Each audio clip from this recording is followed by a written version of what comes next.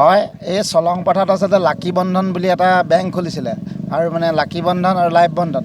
Life বন্ধন হ'ল foundation বুলি কয় আৰু লাকি বন্ধন বোলে বেংক। আমি যিদিনা প্ৰথম দিনা আচলতে এই বেংকটো উদ্বোধন কৰিছিল লাকি বন্ধন, সেইদিনা মিটিঙত আমাকো মাতিছিলে।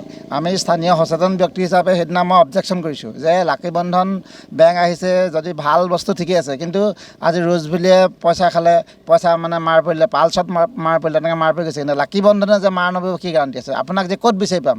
যিজন কি নামটো শামছুদ্দিন আহমেদ নেকি আলিনে সেইজন। তেতিয়া সেইদিনাখন আছিলে আমাৰ মানে পোনা বৰা আছিলে, আমাৰ এই সমাজকৰ্মী বিজেপি। তাৰপৰা আকৌ এইফালে আমাৰ সভাপতিও আছিলে স্থানীয়, এই কি আমাৰ গাঁও পঞ্চায়তৰ সভাপতি বিপুল গগৈ। তাৰপিছত মানে কি তেখেতে কৈছে যে এনেকুৱা ধৰণৰ সুবিধা হ'ব, আমি ঘৰ দিম মানুহক, মাহেকত এটা ঘৰ দিম, প্ৰতিমাহে এটা ঘৰ দিম, মানে প্ৰতিমাহে কি দিব লাগিব, 2000 টকা দিব লাগিব, 72 মাহ থ'ব লাগিব আৰু সেই পইচাটো মানে উইথ ইণ্টাৰেষ্ট সহ মানে ৰিটাৰ্ণ পাব, তেনেকৈ কৈছিলে। আৰু ঘৰটো ফ্ৰী হ'ব, মানে এইটো ফাউণ্ডেশ্যনৰ পৰা আহিছে বোলে, আউট অফ কাণ্ট্ৰিৰ পৰা আহে বোলে, ইণ্ডিয়াৰ পৰা নহয়। আমি ভাবিছোঁ কি, আমিতো ইমান নাজানো তাৰ বিষয়ে, যে আমি ভাবিছোঁ আজমল নিচিনা মানে ফাউণ্ডেশ্যন আহিবও পাৰে। তাৰপৰা আমাকো ক'লে তেনেকৈ। তাৰপৰা মই ফিক্স কৰিলোঁ 15,000 টকা ফিক্স কৰিলে 1 লাখ দিয়ে বোলে। 15 ফিক্স কৰিছোঁ, আকৌ মানে ঘৰৰ নামত 2300 টকা এটা খুলিছোঁ। আকৌ ফিক্স কৰিবলৈ এটা কি ছেভিংছ খুলিব লাগে, 1100 টকা দিছোঁ। তাৰমানে এনেকৈ বহুত মানুহে খুলিছে ইয়াত, মানে কোটি টকা অন্ততঃ মানুহে খুলিছে। কিমান মানুহে খুলিছে একজেক্টটো ক'ব নোৱাৰি, প্ৰায় কোটি টকা হৈ যাব লেনদেন হৈ গৈছে। আচলতে আমি বিৰোধিতা কৰিছোঁৱেই, আমি সচেতন ব্যক্তিয়ে, কিন্তু বেংকৰ কথা আমি ভিতৰৰ কথা নাজানো নহয়। কিবা কাগজ দেখুৱাইছে, চাৰ্টিফিকেট দেখুৱাইছে, কি চাৰ্টিফিকেট দেখুৱাইছে, চাৰ্টিফিকেট ভুলেই নে শুদ্ধই নে।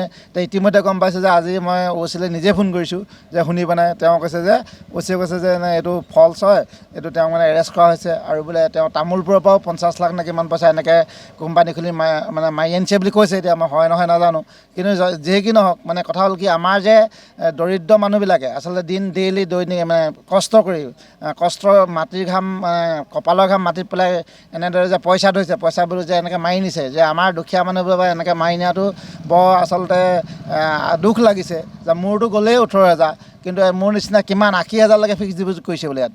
তেনেকুৱা হৈছে। আচলতে এনেকুৱা ধৰণৰ মানুহক যদি এইটো প্ৰকৃততে ভুৱা হয় যদি এনেকুৱা ধৰণৰ মানুহক উচিত শাস্তি দিব লাগে। আকৌ যে দ্বিতীয়বাৰ এনেকুৱা যিকোনো অসমৰ যিকোনো ঠাইতে বা ইণ্ডিয়াৰ যিকোনো ঠাইতে এনেকুৱা কৰিব নোৱাৰে। আচলতে মানুহে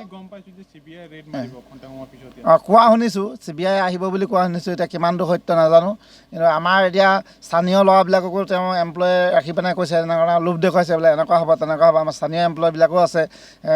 মানে তেওঁ কি কৰিছে, বহুত মানুহক মানে হাত কৰি লৈছে, হাত কৰি পেলাই এইদৰে আচলতে পইচা যদি ভুল হৈছে, পইচা মানে এইটো ভুৱা হয়, এতিয়া ভুৱা হ'লে মানে আমাৰ বহুত প্ৰব্লেম হ'ব। ইতিমধ্যে পুলিচে লক কৰিছে, এতিয়া যদি ভুৱা নহয় কেলৈ লক কৰিব?